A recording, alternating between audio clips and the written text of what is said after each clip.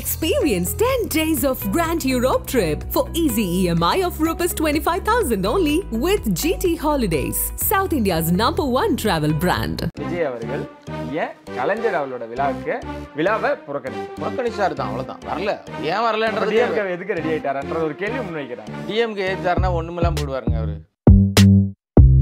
அஜித் வரமாட்டாருன்றது கிட்டத்தட்ட எல்லாரும் உறுதிப்படுத்திட்டாங்க. அஜித் பேசுனதா இன்னைக்கு பேசு பொருளா இருக்கு இன்னைக்கு வரைக்கும். அதுக்கு விடையை இப்போ இந்த மேடையை பயன்படுத்தி பாருன்னு பார்த்தா வரவே இல்லை அவரு. எப்படி இருந்துச்சு கலைஞர் நூற்றாண்டு விழா? நான் ரொம்ப பெருசா இருக்கும்னு நினைச்சு போனேன், ஒண்ணுமே இல்லை. சொதப்பலினுடைய பிரதானமான ஒரு மூல காரணமா எனக்கு இந்த இயக்குனர் சங்கமும் ஆர்கே செல்வமணியும் இருப்பாரோன்னு டவுட்டா இருக்கு. ஒரு பிரம்மாண்டமான ஒரு நிகழ்ச்சி சார், கை தட்டுங்கன்னு காம்பேர் 4 காம்பேர் 5 காம்பேர் ஏறி பேசுறாங்க சார், ஆளாளுக்கு மாற்றி மாற்றி சார். 4 மணி நேரம் உட்காந்துருப்பாங்க சார், குழந்தைகளோடு வருவாங்க சார். தண்ணி பாட்டில் கொடுக்க கூட ஆள் இல்லைங்க. சூப்பர் ஸ்டார் ரஜினிகாந்த் பேசிக்கிட்டு இருக்காருங்க, எல்லாம் காலி சேர் ஆகல. அப்ப உங்களுக்கு நடிகர் சங்கத்துக்கு விஜயகாந்த் பேர் வைக்கிறதுல எனக்கு உடன்பாடுன்னு சூர்யா பேசுறாருல்ல. நீ உடன்பாடு இருக்குதோ இல்லையோ, அவரை விட வேறு பேர் தகுதி இல்லை. அஜித் வரமாட்டாரு, விஜய் வரமாட்டாரு, இன்னும் பல பேர் வரமாட்டாங்க. ஆதன் சிம்மனர்கள் அனைவருக்கும் ஒரு பெரிய வணக்கம் அண்ட் வெல்கம் டு ஷோ. இன்னைக்கு நம்ம கூட கொடாங்க என்ன இணைஞ்சிருக்காங்க. நேற்று நடந்த கலைஞர் நூற்றாண்டு விழா அதை பற்றின விஷயங்கள் நிறைய பேச போகிறோம். அண்ணே வணக்கம். வணக்கம், எப்படி இருக்கீங்க? நல்லா இருக்கேன்ப்பா. சரி, இப்போ நேற்று அந்த நிகழ்வில் நீங்களும் கலந்துக்கிட்டீங்க. எப்படி இருந்துச்சு கலைஞர் நூற்றாண்டு விழா? நான் ரொம்ப பெருசாக இருக்கும்னு நினச்சி போனேன், ஒன்றுமே இல்லை அங்கே. அவ்வளோதான், ஒரு வரியில் முடிச்சிட்டேன் இந்த விஷயத்த. ஏன்னா ரொம்ப பயங்கரமாக ஒரு எதிர்பார்ப்பை ஏற்படுத்தி இவங்க கலைஞர் அப்படின்ற ஒரு கேரக்டர் இருக்கார்ல, அவர் தமிழ் சினிமாவுக்கு செஞ்ச விஷயங்கள் ரொம்ப சாதனை, ரொம்ப பெருசு. நிறைய விஷயங்கள். அதாவது என்னென்னா, ஆக்சுவலாக அந்த காலகட்டங்களில் ஒரு பாட்டில் தான் சினிமாவே இருந்துச்சு. ஃபுல்லாக பாட்டு. ஒரு படம் எடுத்துட்டிங்கன்னா 45 பாட்டு இருக்கும், 40 பாட்டு இருக்கும், 30 பாட்டு இருக்கும். தொட்டதுக்கெல்லாம் பாட்டு, நின்னும் போது பாட்டு, நடந்தா பாட்டு, போனா பாட்டு, இப்படி பாடல்கள் மூலமாகவே ஒரு சினிமாவை ஓட்டிக்கிட்டு இருந்த நேரத்தில் வசனங்கள் மூலமாக சினிமாவை திருப்புனது கலைஞர் தான். ஓகே. அந்த வசனங்களும் தீப்பொறி வசனங்களாக மாறி ஆட்சி அதிகாரத்தை பிடிக்கிற மாதிரி ஒரு பெரிய விஷயத்தை சமூக அவலங்களெல்லாம் போட்டு பட்டையை கலப்புனது கலைஞருடைய வசனங்கள். அப்படி சினிமாவையே தரம் பிரித்து ஒரு பெரிய மாற்றத்துக்கு, பெரிய ஒரு ரெவல்யூஷன் சொல்லுவாங்கல்ல, ஒரு பெரிய புரட்சியை உருவாக்குனது கலைஞருடைய எழுத்துக்கள் தான். அதன் மூலமாக நடித்த நடிகர்களுக்கு மிகப்பெரிய அங்கீகாரம், அடையாளம்லாம் கிடைச்சதுன்றது வரலாறு. அப்படி ஒரு பெரிய சாதனைக்கு சொந்தக்காரருக்கு திரையுலகம் ஒரு நூற்றாண்டு விழா கொண்டாடுதுன்னா எவ்வளோ பெரிய எதிர்பார்ப்பு இருக்கும், பெருசாக இருக்கும். அதுவும் ஆட்சி அவங்க கையில் இருக்குது. ஆட்சி அதிகாரம் கலைஞருடைய மகன் தான், மு.க. ஸ்டாலின் தான் ஆட்சி முதல்வராக இருக்கார். அவருடைய இன்னொரு பேரன் அமைச்சராக இருக்கார். அவர் சினிமா நடிகராகவும் இருக்கார். இப்போ எதிர்பார்ப்பு ஏன் நம்ம அதிகமாக சொல்கிறோன்னா, ஏற்கனவே கலைஞர் இருக்கும்போது அவர் வாழ்ந்த காலத்திலேயே பாசத்தலைவனுக்கு பாராட்டு விழான்னு பண்ணாங்க. ஓகே. அதை இப்போ நடத்துனாங்க பாருங்க, நிகழ்ச்சியை நடத்தினதா சொன்னாங்க பாருங்க நம்ம தயாரிப்பாளர் சங்கம். ஏன் சொல்கிறேன்னா, அதுக்கு பின்னாடி ஒரு விஷயம் இருக்குது, அதை சொல்கிறேன் நான். ஓகே. தயாரிப்பாளர் சங்கம் தான் நடத்தினதா சொன்னாங்களே. இந்த தயாரிப்பாளர் சங்கம் தான் அப்போ முரளி ராமசாமியோட அப்பாவாக இருந்த ராமநாராயணன் நடத்தினார் பாசத்தலைவனுக்கு பாராட்டு. அது பெரிய பேசு பொருளாக மாறிச்சு, பயங்கர சர்ச்சை. இன்னைக்கு வரைக்கும் அந்த சர்ச்சை ஓடுது. ஆமாம். கலைஞரை பாராட்டினது குறித்து யாருக்கும் தெரியாது, அங்கே என்ன பேசுனாங்க, ஏது பேசுனாங்க, அவர் என்ன பாராட்டினாங்கன்னு யாருக்கும் தெரியாது, மறந்துட்டாங்க எல்லாரும். ஆனால் அந்த மேடையில் அஜித் பேசுனதான் இன்னைக்கு பேசு பொருளாக இருக்குது இன்னைக்கு வரைக்கும். அதுக்கு விடையை இப்போ இந்த மேடையை பயன்படுத்தி பாருன்னு பார்த்தா வரவே இல்லை அவர். ஆமாம். இந்த விழாவுக்கு வருவார்னு பார்த்தா வரல. இப்போ என்னன்னா, தயாரிப்பாளர் சங்கம் நடத்தினதா தானே நமக்கு முதலெல்லாம் அறிவிக்கப்பட்டது. இவங்க தான் பண்ணுறாங்க, இவங்க கீழே தான் மற்ற எல்லா அமைப்புகளும் திரண்டு திரையுலகமே திரண்டு பண்ணுது அப்படின்னு. அங்கே எங்கே வந்தாங்க திரண்டு? குறிப்பிட்டு சொல்லக்கூடிய லெவலில் இருக்கிற எந்த நட்சத்திரங்களும் காணுவாங்க. ஓகே. செலக்டிவான நபர்கள் மட்டும் தான் இருந்தாங்க. இல்லை, அதுதான் என்னோட கேள்வியாகவும் இருந்துச்சுன்னா, போன வாட்டி கட்டாயப்படுத்தி வர வச்சாங்க அப்படின்ற ஒரு குற்றச்சாட்டு இருந்தது. இந்த முறையும் அப்படிதான் நடந்ததா? முன்னணி நடிகர்களான ரஜினிகாந்த் அவர்களும் கமல் அவர்களும் கலந்துக்கிட்டாங்க. விஜய் புறக்கணிச்ச காரணம் என்ன? அஜித் வரமாட்டாருன்றது கிட்டத்தட்ட எல்லாரும் உறுதிப்படுத்திட்டாங்க. இவங்க 2 பேரும் புறக்கணிச்சதுக்கு காரணம் என்னவா இருக்கு? புறக்கணிச்சதுக்கு காரணம்னு நம்ம இது புறக்கணிச்சிட்டாங்கன்னு தான் நம்ம எடுத்துக்கணும். அது என்ன காரணம்னா, இந்த நிகழ்வுக்கு அவங்களுக்கு முறையான அழைப்பு கொடுத்துதான்னு எனக்கு தெரியல. ஃபர்ஸ்ட் அங்கேயே எனக்கு பெரிய குழப்பம் இருக்குது. 1. 2வது, ஒரு மிகப்பெரிய ஒரு பெரிய தலைவர் சினிமாவில், அரசியலை விடுங்க, அரசியல் கடந்து சினிமாவை நேசித்தவர், சினிமா தன் சாகர வரைக்கும் சினிமாவுக்கு ஏதோ ஒரு விஷயம் பண்ணிக்கிட்டே இருக்கணும் அப்படின்ற மாதிரி ஒரு செயல்பாட்டில் இருந்தது தான் கலைஞர் அவர்கள். அவருக்கு ஒரு நூற்றாண்டு விழா பண்ணுறோன்னா எல்லா ஆர்டிஸ்ட்டும் அவைலபிளாக இருக்கிறாங்களா, இந்த சென்னையில் இருக்காங்களா, இங்கே அவங்கெல்லாம் இருக்காங்களான்னு பார்த்துக்கிட்டு அவங்க எல்லாரையும் கன்ஃபர்மேஷன் வாங்கிட்டு ஒரு தேதியை ஃபிக்ஸ் பண்ணி நடத்தணும். ஏற்கனவே 6ஆம் தேதின்னு பிளான் பண்ணாங்க, அப்புறம் நடக்கலை, மழை வந்துருச்சு நடக்கலை, அதுக்கப்புறம் இன்னொரு தேதி வச்சாங்க, அப்பவும் நடக்கலை, அப்புறம் கேப்டனுடைய மறைவு அப்போ சரியா, அதுக்கப்புறம் போய் இப்போ திரும்பி இந்த ஆண்டினுடைய தொடக்கத்திலே வந்து வச்சுட்டாங்க. இந்த இடத்துல நீங்கள் படப்பிடிப்பு எதுவும் நடத்த வேண்டாம்னு இவங்க வந்து உத்தரவு போட்டாங்க. ஓகே, நடத்த வேண்டாம் அன்றைக்கி, அதுக்காகவே எல்லாரும் நீங்கள் வந்து பிரேக் கொடுங்கன்னு சொல்லிட்டு. இன்னொரு விஷயம் என்னென்னா, இந்த இடத்துக்கு வந்த நடிகர்கள்னு கணக்கெடுத்துட்டு பார்த்தீங்கன்னா ரொம்ப நமக்கு தெரிந்த நடிகர்கள்னு யாரை சொல்லுவீங்கன்னா, இப்போ தனுஷ் வந்தார், பார்த்தவொடனே தெரிஞ்சுது, அவர் மேடை ஏறி பேசினார். சூர்யா வந்தார், கார்த்தி வந்தார், ஜெயம் ரவியை பார்க்க முடிஞ்சுது. நடிகைகள்னு பார்த்தீங்கன்னா உங்களுக்கு வந்து நயன்தாரா பார்க்க முடிஞ்சுது, கீர்த்தி சுரேஷ் பார்க்க முடியுது. இதை தவிர நடிகைகள்னு பெருசாக நிறைய பேர் இருந்தால் கூட அவங்களாம் யாரும் வந்த மாதிரி தெரில. பழைய நடிகைகள் நான் என்ன கேட்க வரேன்னா, சமகாலத்தில் இருக்கிறவங்க யார் வந்தாங்க வரலன்றதெல்லாம் யாரும் பெருசாக பேச மாட்டாங்க. கலைஞரால் வளர்ந்தவர்கள், கலைஞரால் அனுபவித்தவர்கள், கலைஞரால் வாழ்க்கை வசதிகளை உயர்த்தி கொண்டவர்கள் இந்த நிகழ்வில் அவங்க வந்து மரியாதை செலுத்திருக்கணுமா செலுத்திருக்கூடாதா? இது வந்திருக்கா? செலுத்திருக்கும். அப்போ அவங்கெல்லாம் எங்கே போனாங்க? இல்லை முறையாக அவங்கள அழைக்கலையா? என்ன எங்கே சொதப்பல் நடந்ததுன்னு? ஒட்டுமொத்த சொதப்பல் எங்கே நடந்தது இப்போ தான் தேடிட்டு இருக்கோம் நம்ம. எனக்கு என்னென்னா, சொதப்பலினுடைய பிரதானமான ஒரு மூல காரணமாக எனக்கு வந்து இந்த இயக்குனர் சங்கமும் ஆர்கே செல்வமணியும் இருப்பாரோன்னு டவுட்டாக இருக்குது. ஏன்னா தயாரிப்பாளர் சங்கம் ஒட்டுமொத்தமாக அவங்கள நம்பி கொடுத்துட்ட மாதிரி தெரியுது. அந்த ஸ்க்ரீனில் எந்த நிகழ்ச்சி நடந்தாலும் எல்லா நிகழ்ச்சிக்கும் தலைமை பிரதானம் ஆர்கே செல்வமணி பேர் தான் வருது. இதை வந்து நடத்துறது வந்து தயாரிப்பாளர் சங்கம். தயாரிப்பாளர் சங்கம் பேரையே காணும். அது தலைவராக இருக்க முரளி ராமசாமி பேரை காணும், அவருடைய செயலாளர்களாக இருக்கிற கதிரேசன் பேரை காணும், ராதாகிருஷ்ணன் பேரை காணும், அங்கே பொருளாளர் யார், எந்த நிர்வாகிகள் யார் பேரையும் காணும். எல்லா நிகழ்ச்சியிலையும் ஆர்கே செல்வமணி. இது நிகழ்ச்சி ஆர்கே செல்வமணி நடத்தினாரா தயாரிப்பாளர் சங்கம் நடத்தியான்னு தெரியல நமக்கு. அதுவே பெரிய கேள்வி. இல்லை இதனால தான் நடிகர் சங்கமும் பின்வாங்கிருச்சா அப்படின்றதும் ஒரு கேள்வியா? உண்மை. ஏன்னா டாமினேஷன் வந்து செல்வமணி குரூப் தானே. செல்வமணியோட கரகாட்ட கோஷ்டி எங்கெல்லாம் உள்ள தலையிடுறாங்களோ அங்கெல்லாம் முறையான ஒரு பெரிய ஒழுங்கு நடத்துறதே கிடையாது எல்லா நிகழ்ச்சியிலுமே. ஏன்னா இவங்க வந்து தன்னை மட்டும்தான் முன்னிலைப்படுத்திப்பாங்க. ஏன் நான் அதை ரொம்ப காட்டமாக அவங்களை குறித்து சொல்கிறேன்னா, சமீபத்தில் இறந்த கேப்டன் விஜயகாந்தோட மறைவுக்கு வராதவர் தான் அந்த செல்வமணி. செல்வமணிக்கு ஒரு அடையாளம், அங்கீகாரம், ஆர்கே செல்வமணின்னு பேர் கிடைச்சது கேப்டனால் தான். ஓகே, நன்றி கெட்டவர் செல்வமணி. எப்படி வடிவேலுக்கு ஒரு நன்றி கெட்ட வடிவேலு நம்ம அடைமொழி கொடுக்குறோமோ அது மாதிரி நன்றி கெட்டவர் தான் செல்வமணி. கேட்டால் நான் உடல்நல சரியில்லை, ஆஸ்பத்திரியில் படுத்திருந்தேன், எனக்கு பாருங்கள் மருந்து ஏற்றிக்கிட்டு இருந்தாங்கன்னு ஒரு வீடியோலாம் போட்டார். அது பூரா நாடகம். நீ அவ்வளவு மோசமான உடல்நிலை பாதிக்கப்பட்டோம், இங்கே எப்படி டான்ஸ் ஆட முடியும்? ஏறி மேடையில் வந்து ஓடி ஆடிக்கிட்டு இருக்காரு பயங்கரமாக. கூடவே அவங்களுடைய மனைவி ரோஜா, நடிகை ரோஜா, அவங்க அமைச்சராகவும் இருக்காங்க இல்லையா. நான் அமைச்சராகவும் நடிகையாகவும் இது விழாவில் நான் பங்கெடுத்துக்கிறேன், எங்கள் கணவர் நடத்துகிறாரில்ல நிகழ்ச்சி, அதை பார்க்க வந்தேன்னு பேட்டி வேறு கொடுக்குறாங்க. இது நிகழ்ச்சி நடக்கிறது வந்து கலைஞர் 100 கலைஞருக்காக நடத்தப்படுற நிகழ்ச்சி. ஆனால் நீங்கள் அங்கே ஸ்லேட்லாம் போட்டுட்டு இருந்தாங்க, ஃபோட்டோக்கள்லாம், அது அப்படியே புகைப்படங்கள்லாம் வந்து போயிட்டு இருந்துச்சு. ஒரு பாடல் நிகழ்ச்சி நடக்குதுன்னு வச்சுங்களேன், பின்னாடி புகைப்படங்கள்லாம் வந்துட்டு இருக்கும். அந்த புகைப்படங்கள் வரும்போது கலைஞர் வருவார், அப்படியே போயிடுவார். எல்லா இயக்குநர்கள் நடிகர்கள் அப்படிலாம் வருவாங்க, எல்லாம் போயிட்டே இருப்பாங்க. ஆனால் ஆர்கே செல்வமணி வரும்போது கூட அப்படி ஃப்ரீஸ் பண்ணுவாங்க, அப்படியே ஒரு நிமிஷம் நிறுத்துவாங்க. அவ்வளோ பெரிய ஸ்க்ரீனில் செல்வமணி மூஞ்சி மட்டும் நிற்கும் ஒரு 10 செகண்டுக்கு. இந்த விழா செல்வமணிக்காக நடத்தப்பட்டுச்சா கலைஞருக்காக நடத்தப்பட்டுச்சா? பெரிய கேள்வி இருக்குங்க எனக்கு. அப்போ யாரை நீங்கள் வந்து உங்களை வந்து முன்னிலைப்படுத்திக்கிறதுக்கு யார் வீட்டு காசு? ஓகே, நிர்மலா சீதாராமன் நம்ம உதயநிதி கேட்டார்ல, யார் அப்பா வீட்டு காசு தானே நான் கேட்குறேன். அந்த மாதிரி யார் செல்வமணி அப்பா வீட்டு காசா இது? ஓகே, இதுக்கு ஸ்பான்சர்ஸ் நிறைய கொடுத்துருக்காங்கல்ல. எல்லா நிகழ்ச்சிகளும் சொதப்பல். எல்லாமே இந்த ஸ்கூல் பிள்ளைங்க டான்ஸ் ஆடம் பாருங்கள், இது கூட ஒழுங்காக நடக்கும். ஸ்கூலில் ஆண்டு விழா நடக்கும்ல, அது கூட அழகாக டீச்சர்ஸ் ரொம்ப ஒழுங்காக நேர்த்தியாக சொல்லி கொடுத்து ஆட வைப்பாங்க, ஒரு குறை இல்லாமல் ஆட வைப்பாங்க. இது ரிஹர்சல் பார்க்குற மாதிரி இருந்துச்சு. ஒரு மியூசிக் ஒரு பக்கம் ஓடிக்கிட்டு இருக்கு, ஏனோ தானே ஆடிக்கிட்டு இருக்காங்க. மேடையினுடைய அமைப்பே தப்புங்க. நீங்கள் எப்படி ஏன் மேடை அமைப்பு தப்புன்னு சொல்ல வரேன்னா, பிளாட்டினம்னு ஒரு கேட்டகரி வச்சுருந்தாங்க, பிளாட்டினம் விவிஐபின்னு சொல்லியிருந்தாங்க. ஓகே, அப்புறம் வந்து உங்களுக்கு வந்து அடுத்தது டைமண்ட் ஒன்று வச்சுருந்தாங்க. ஓகே, அப்புறம் வந்து கோல்டு, சில்வரு, பிரான்ஸ்னு வச்சுருந்தாங்க.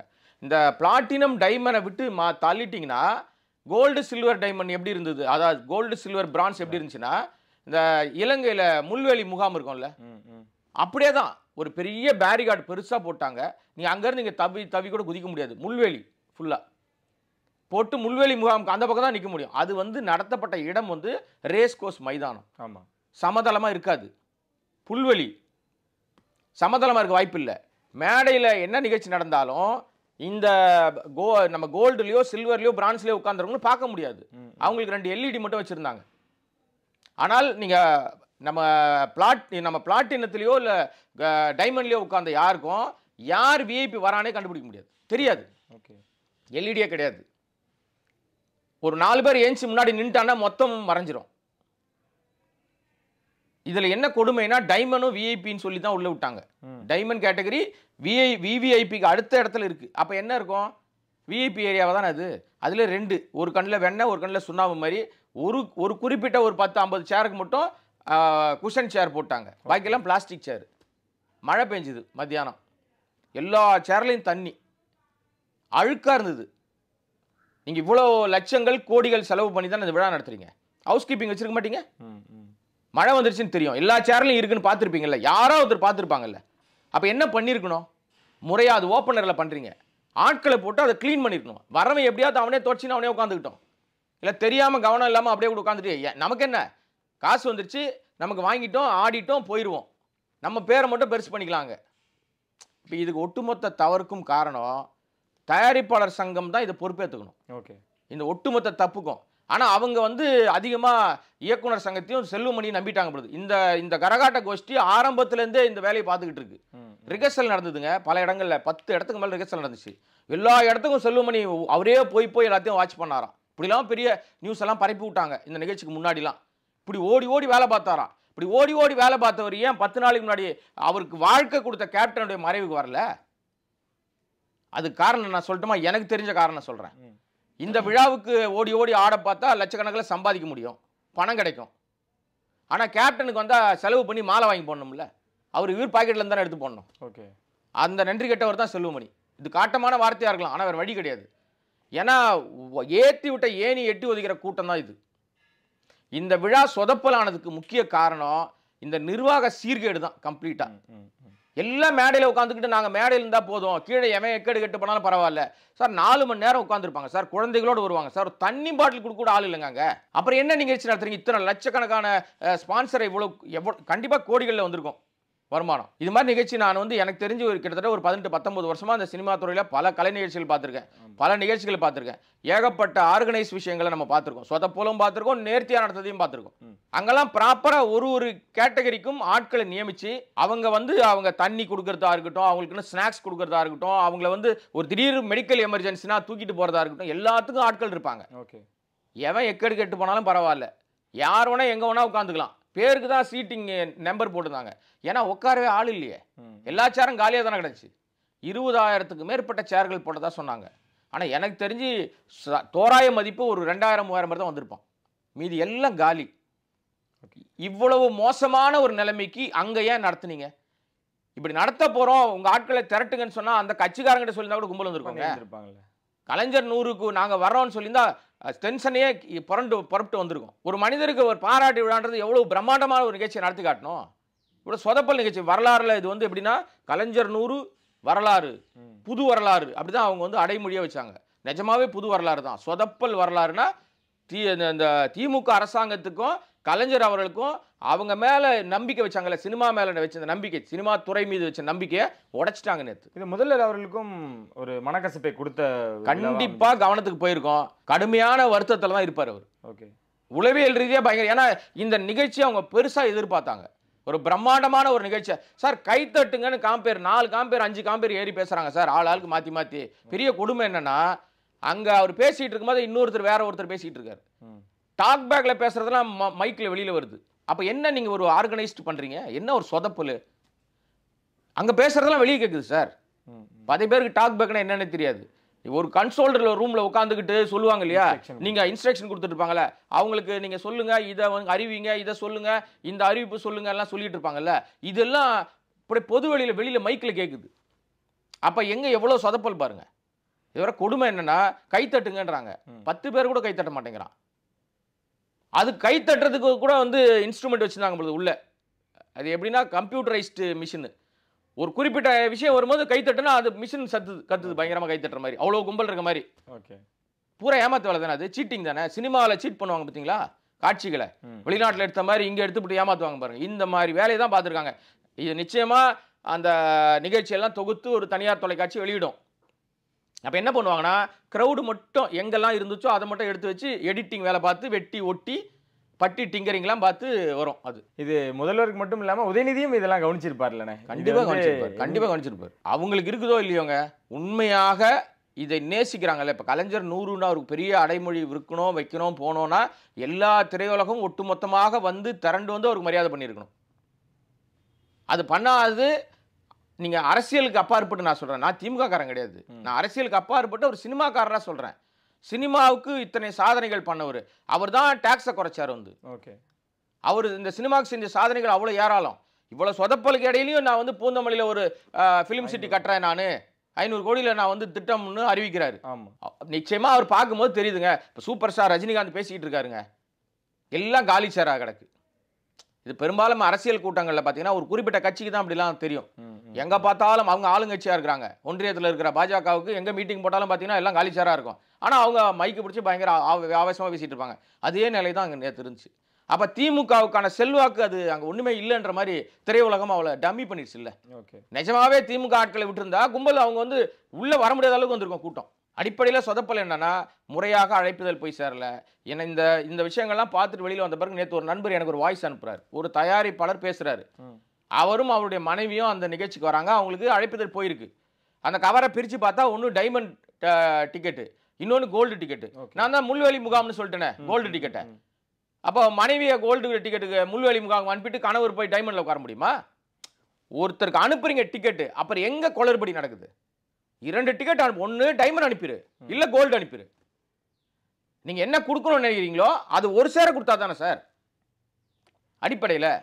அந்த அடிப்படை புரிதல் கூட இல்லாமல் ஏனோ தானோன்னு ஒரு விஷயத்தை பண்ணி சொதப்பலின் மொத்த உருவம் கலைஞர் 100 வந்து சொதப்பல் வரலாறு. அடியில் பக்கம் வந்துருவோனே, ரஜினி அவர்கள் கமல் அவர்கள் 2 பேரும் நிறைய சுவாரஸ்யமான விஷயங்கள் எப்பவுமே பகிர்ந்துப்பாங்க. அவங்களோட ஸ்பீச் எப்படி இருந்தது? இதில் வந்து கமல் பேசுனதில் நான் ஒரு விஷயத்தை ரொம்ப முதல்ல அதை சொல்லிடுறேன். ஏன்னா வந்து கமல் வந்து கரெக்டான இடத்துல கரெக்டான மேடையில் கரெக்டாக நன்றி சொல்லியிருக்கார் முதல்வருக்கு. என்ன சொன்னார்னா, என்னுடைய நண்பர் விஜயகாந்தனுடைய இறுதி யாத்திரை அந்த விஷயங்களில் தமிழக அரசாங்கம் செய்த எல்லா உதவிகளுக்கும் மரியாதைகளுக்கும் நன்றின்னு சொன்னார்.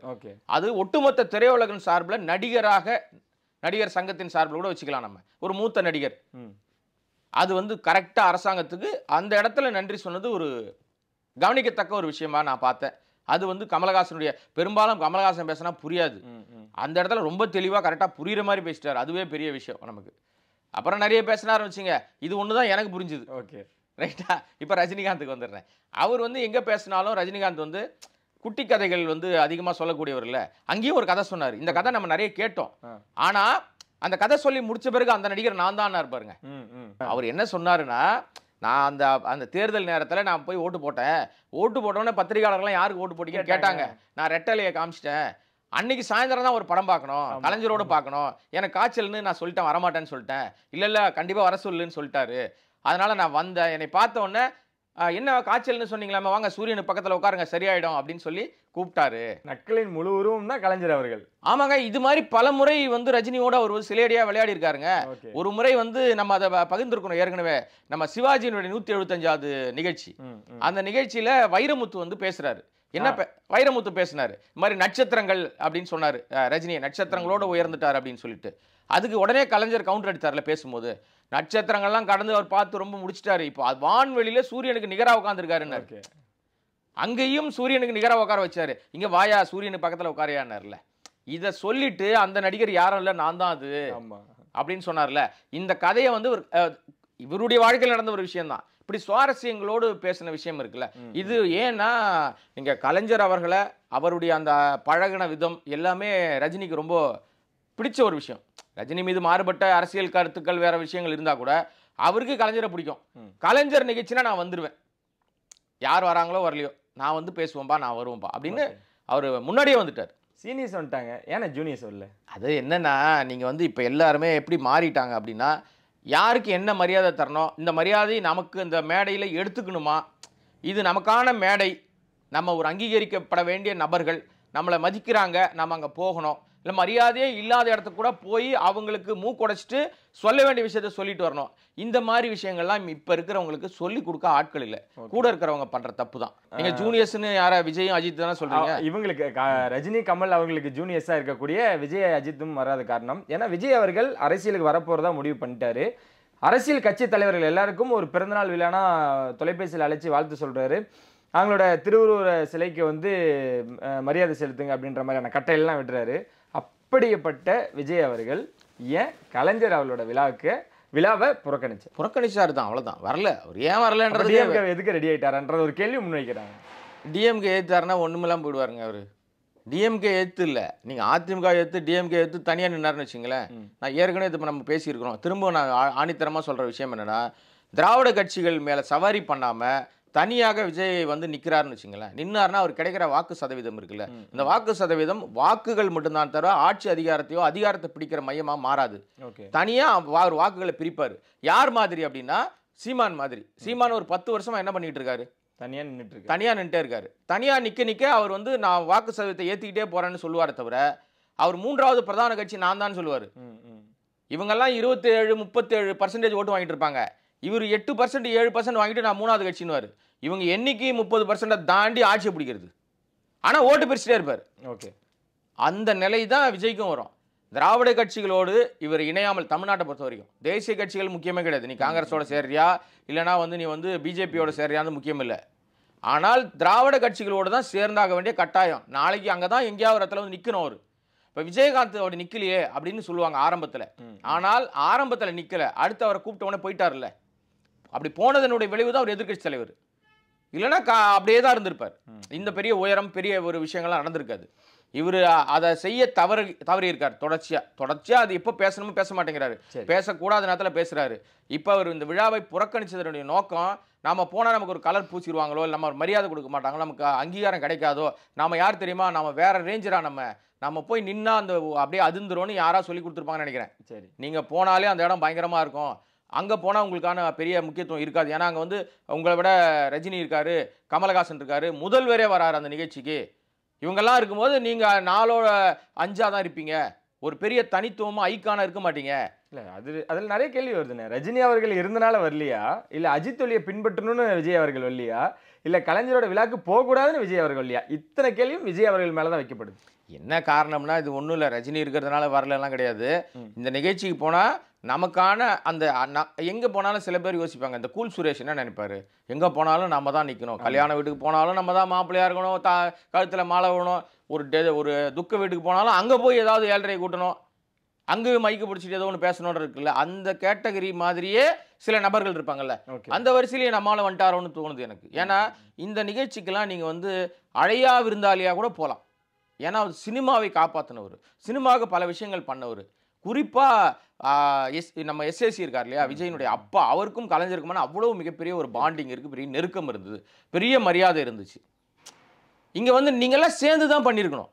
எனக்கு விஜய் மட்டும் நான் தனியாக குறிப்பிட விரும்பலை. அஜித் வரல, நடிகர் சங்கமே பெருசாக அதில் ஒன்றும் பெருசாக. அஜித் அவர்கள் தொடர்ந்து கலைஞர் அவர்களுக்கும் இந்த முக்கியமாக திமுக அப்படின்னாலே அவர் அவ்வளோ ஒன்ற மாட்டாரு அந்த மாதிரியான விஷயம். அப்படி இல்லை, அவர் ஆரம்பத்துலேருந்தே வந்து அதிமுக அனுதாபின்னு சொல்லுவாங்க. அவர் ஆமாம், ரொம்ப சாஃப்ட் கார்னராக இருப்பாருங்க. அம்மையாருக்கு ரொம்ப பிடிச்ச நடிகர் வேற.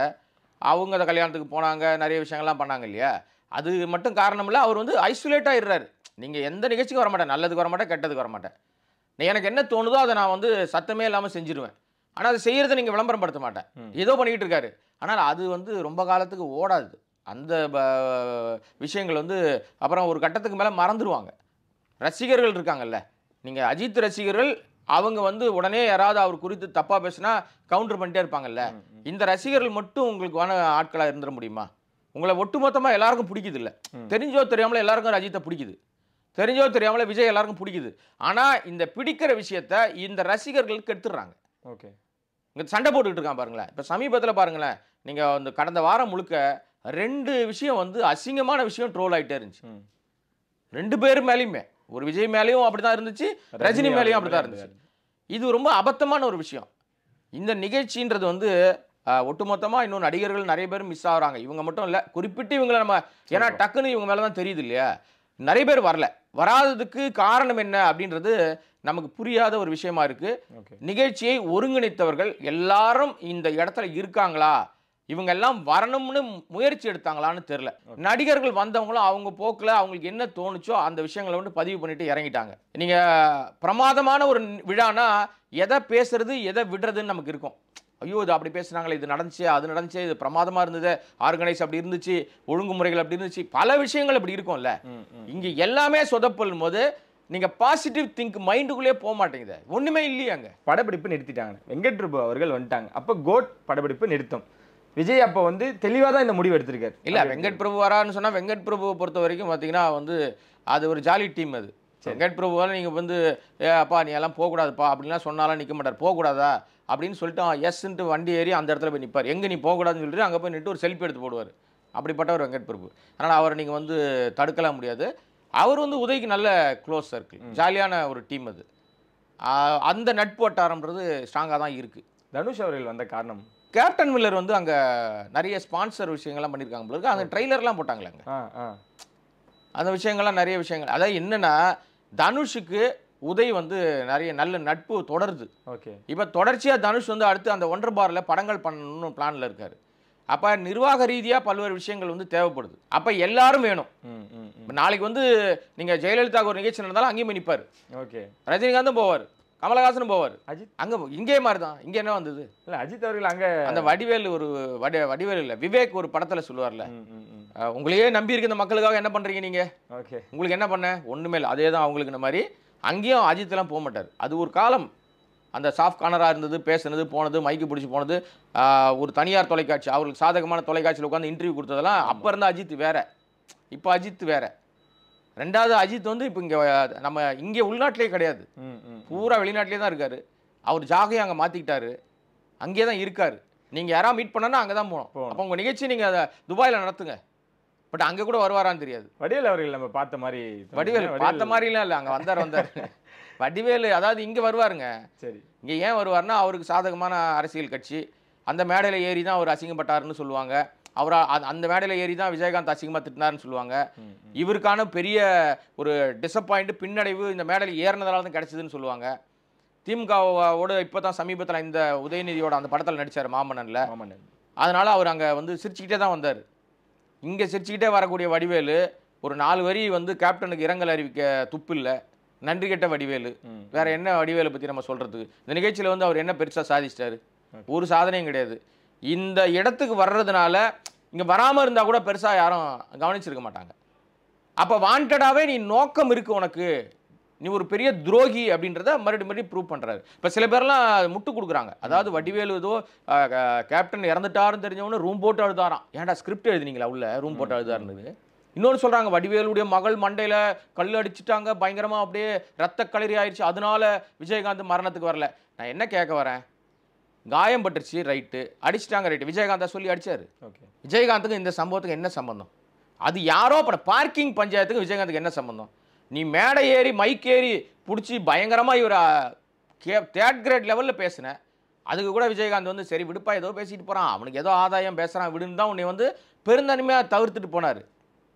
இது காரணம் இல்லைங்க, பார்க்கிங் மட்டுமே காரணம் இல்லை. பெரிய ஒரு பஞ்சாயத்து முன்னாடியே இருந்துச்சு. அது எத்தனை பேருக்கு தெரியும்னு தெரியல எனக்கு. அந்த சொக்கத்தங்கம் படத்தில் வந்து காமெடி பண்ணது வந்து கவுண்டமணி செந்தில் அவர்கள்.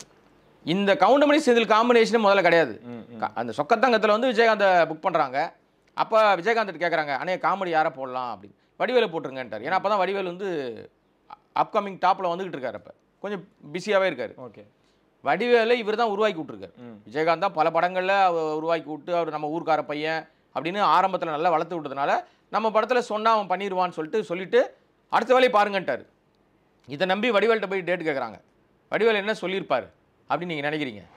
ஓகே கேப்டன்னோடனே டக்குன்னு சொல்லிட்டு வரல, அப்படி தானே நம்ம நினைக்கிறோம். அவர் என்ன சொல்லியிருக்காரு, ஓகே நடிக்கிறேங்க, எனக்கு இவ்வளோ சம்பளம் கொடுங்கன்னு பேசியிருக்காரு.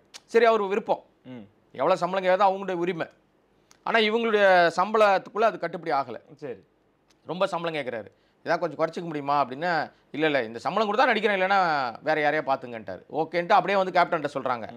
அப்படியே சொன்னால் சரி ஒன்றும் பிரச்சனை இல்லை, அவன் பண்ணுவான், நான் சொல்கிறேன், நான் சொன்னால் பண்ணுவான், நீங்கள் வேலையை பாருங்கள் அப்படின்னோடனே டீமை வந்து மற்ற வேலைகள் பார்க்க ஆரம்பிச்சிட்டாங்க. ஒரு முறை ஏர்போர்ட்டில் இந்த சம்பவம் நடந்த இடத்துல ஏர்போர்ட்டில் மீட் பண்ணிக்கிறாங்க ஒருத்தர். ஓகே, யார்? வடிவேலு மதுரையிலேருந்து சென்னைக்கு வராரு, விஜயகாந்த் சென்னையிலேருந்து மதுரைக்கு போகிறாரு. ஏர்போர்ட்டில் ஒருத்தர் பார்த்துக்கிறாங்க.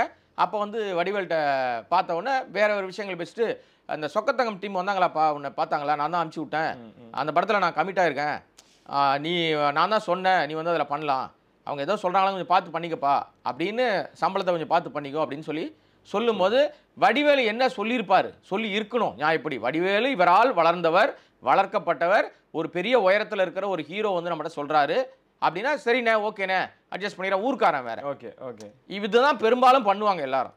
அதுக்கு வடிவேலு என்ன சொன்னார் அப்படின்னா, நான் ஒரு படத்தில் நடிக்கிறேன், அந்த படத்தில் வந்து உங்களை நான் சொல்கிறேன், நீங்கள் சம்பளத்தை குறைச்சிக்கிட்டு அதில் நடிப்பீங்களா அப்படின்னு சொல்லியிருக்காரு. உடனே எந்த விதமான டென்ஷனும் காமிக்கவே இல்லை கேப்டன். ஓகே ரைட் அப்படி சொல்லிட்டு சரிப்பா அப்படி சொல்லிட்டு அவர் கிளம்பி போயிட்டார். இது கேப்டனோட விஷயம். இது ஒரு பெருசாலாம் அவர் எடுத்துக்கவே இல்லை. அப்புறம் உடனே அந்த டீமை கூப்பிட்டு வடிவேலு பண்ண மாட்டாம்பா, நீங்கள் வேறு டீமை போடணும்னா அதுக்கப்புறம் தான் கவுண்டமணி செந்தில் அந்த காம்பினேஷன் வச்சு அந்த காம்போ இன்றைக்கி வரைக்கும் பேசு பொருளாக மாறி இருக்கு. ஒரு நல்ல ஒரு காமெடி ஜானரை மிஸ் பண்ணிட்டார் வடிவேலு.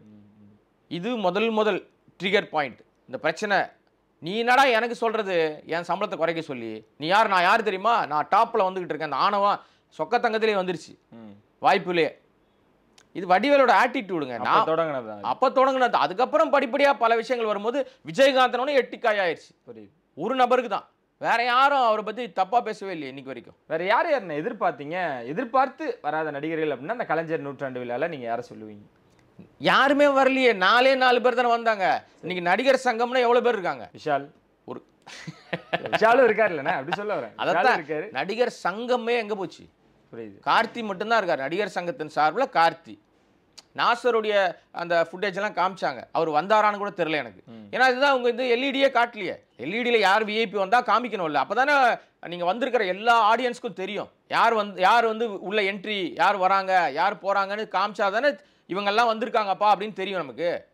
மைக்கில் அறிவிக்கிறவங்களும் பிரதானமாக முதல்வர் வந்தால் மட்டும் அறிவிக்கிறாங்க. ஓகே, வேறு யார் வந்தாலும் எதுவும் சொல்கிறது இல்லை. நடிகர் சங்கம் பெருசாக இதில் வந்து பெருசாக மெனக்கடாததுக்கு ஒரு காரணம் இருக்கும்னு நினைக்கிறேன். ஏன்னா முழுக்க செல்வமணியோட ஆதிக்கம் இருந்ததுனால அவங்க எங்கெல்லாம் இருக்காங்களோ நடிகர் சங்கம் போய் தலையிடாது உள்ள போய். ஓகே, சொதப்பலாயிரம்னு சொல்லி அவங்க உள்ள போக மாட்டாங்க. அவங்க கூப்பிட்டா மேலே ஏறுவாங்க, கூப்பிடலன்னா ஒதுங்கி இருப்பாங்க. கேப்டனுக்காக நடிகர் சங்கம் 19ஆம் தேதி ஒரு விழா எடுக்கிறதா சொல்லியிருக்காங்க. அது எப்படி பார்க்குறீங்கன்னா, இது நடிகர் சங்கம் பண்ணுறாங்க, எப்படி இருக்க போகுது? இது ரொம்ப தாமதம். உடனடியாக அவங்க வந்து இப்போ நீங்கள் அந்த நிகழ்வுக்கு வரல ஓகே, புது வருஷம் வெளிநாட்டில் இருந்துட்டாங்க, எல்லாம் கரெக்டு. அதுக்கப்புறம் இன்றைக்கி என்ன தேதி? நம்ம இன்றைக்கி பேசிக்கிட்ட நேரம் 7 தேதி. இந்த நேரத்தில் அவங்க ஆர்கனைஸ் பண்ணி 19 வரைக்கும் தள்ள வேண்டிய அவசியமே இல்லை. எல்லாரையும் நீங்கள் வாங்க, கண்டிப்பாக இதுக்கு வந்தே தீரணும்னு அவங்க வந்து உடனடியாக அந்த பிஃபோர் பொங்கல் அவங்க பண்ணியிருக்கலாம். இப்போ பொங்கல் விழாலாம் முடிச்சுட்டு பொறுமையாக நிதானமாக ரிலாக்ஸாக நம்ம ஒன்று பண்ணுவோன்னு ஆரம்பிக்கிறாங்க. எனக்கு தெரிஞ்சு பாருங்கள், அந்த விழா நிகழ்ச்சியிலும் இந்த எதிர்பார்க்குறவங்களாம் வரமாட்டாங்க. ஓகே, அஜித் வரமாட்டார், விஜய் வரமாட்டார், இன்னும் பல பேர் வரமாட்டாங்க. புரியுது நிச்சயமாக. ஏன்னா எனக்கு அந்த நம்பிக்கை வந்து இந்த நிகழ்ச்சிகள் மூலமாக தெரியுது. ஏன்னா இவங்களுக்கு யாரோடு யாருக்கு என்ன மரியாதை கொடுக்கணும், எந்த இடத்துல யாரையும் நம்ம வந்து உயர்த்தி பிடிக்கணுன்றதே தெரியல. ஏனோ தானோ எவனோ செத்தான்ற லெவலில் தான் இருக்காங்க. விஜயகாந்துக்கு உண்மையிலே மரியாதை கொடுக்குற நபர்களாக இருந்தால் நிஜமாவே உடனடியாக அந்த வேலையை செஞ்சுருப்பாங்க. இதுவே தாமதம் தான். பார்க்கலாம் அப்போ என்ன கேலி கூத்து நடக்குதுன்னு பார்க்கலாம். இப்போ அதிகமாக பேசப்படாத இந்த அஜித் விஜய் வராத விஷயம் அப்போ இன்னும் அதிகமாக பேசும் பொருள் அமைஞ்சிரும் அப்படின்னு எதிர்பார்க்கலாமே. கண்டிப்பாக. ஏன்னா நீங்கள் வந்து கேப்டன் இல்லைன்னா நடிகர் சங்கமே கிடையாது. கண்டிப்பாக. அப்போ உங்களுக்கு நடிகர் சங்கத்துக்கு வந்து விஜயகாந்த் பேர் வைக்கிறதுல எனக்கு உடன்பாடுன்னு சூர்யா பேசுகிறாருல்ல, நீ உடன்பாடு இருக்குதோ இல்லையோ, அவரை விட வேறு பேர் தகுதி இல்லை. அந்த கட்டடத்துக்கு இங்கே அந்த பேர் தான் வைக்கணும். வேற பேர் வைக்கிறதுக்கு உங்களுக்கு எந்த தகுதியுமே கிடையாது. யார் ரைட்ஸும் யாரும் எடுத்துக்க முடியாது. ஏன்னா அந்த இடத்த மீட்டு கொடுத்து அதற்கான நிதி ஆதாரத்தை உயர்த்தி கொடுத்து இன்னைக்கு வரைக்கும் அந்த ஒரு பெரிய ஐக்கானாக மாறுவதற்கு இவர் தான் அடித்தளம். இல்லைன்னா நேரம் அப்பார்ட்மெண்ட் வந்திருக்கும், அதெல்லாம் விற்றுட்டு ஏதோ யாரோ வாயில போட்டு போயிருப்பாங்க. ஒரு குடும்ப உறவாக நடிகர் சங்கத்தை நினைக்கிறதே இல்லை. அதெல்லாம் பழைய காலம். இப்போலாம் பட வாய்ப்பாக நடிக்கிறோமா, சங்கத்துக்கு கூப்பிட்டா தான் வராங்க, கூப்பிட்டாலும் வர்றதில்லை, சந்தா கட்டிட்டு போயிடுறாங்க. ஆன்லைன்லேயே சந்தா கட்டிடுவாங்க போல இருக்குது, யாரும் வரக்கூட மாட்டாங்க போல இருக்குது. ஏன்னா கட்டடமே இல்லையே உங்களுக்கு, எங்கே வந்து என்ன பண்ணுவாங்க? ஸோ அதனால் இது வந்து நடிகர் சங்கம் செய்ய வேண்டிய நிச்சயமாக தாமதமாக செய்கிறாங்க. நடிகர் சங்கம் மட்டும் இல்லை, ஒட்டுமொத்த திரையுலகமே அவருக்கு வந்து அஞ்சலி செலுத்தணும். அதற்கான ஒரு பெரிய விழாவை நடத்தணும். விஜயகாந்துக்கு ஒரு பெரிய மரியாதை வந்து செய்யணும். அவங்க பார்ப்போம் அந்த நிகழ்வில் யார் யாரெல்லாம் கலந்துக்கிறாங்க, யார் யார் கலந்துக்காமல் தவிர்க்கிறாங்கன்றதை வெயிட் பண்ணி தான் பார்க்கணும். கண்டிப்பாக அதுவும் பொறுத்திருந்து பார்ப்போம். ரொம்ப நன்றிண்ணே, நிறைய விஷயங்கள் எங்களுக்காக நீங்கள் பகிர்ந்துக்கிட்டதுக்கு. உங்களுக்கு ஆதரவு கொடுத்துட்டு உங்களை ஆதன் சினிமா நேயர்களுக்கு அன்பு வணக்கம். தொடர்ந்து எனக்கு கொடுக்குற ஆதரவை கொடுங்க. இந்த சேனலுக்கு உங்கள் ஆதரவு இன்னும் அதிகமாக வேணும். நன்றி. இன்னும் நிகழ்ச்சியில் சந்திப்பு விழுந்து விடுப்பது நான் முரளி. நன்றி, வணக்கம்.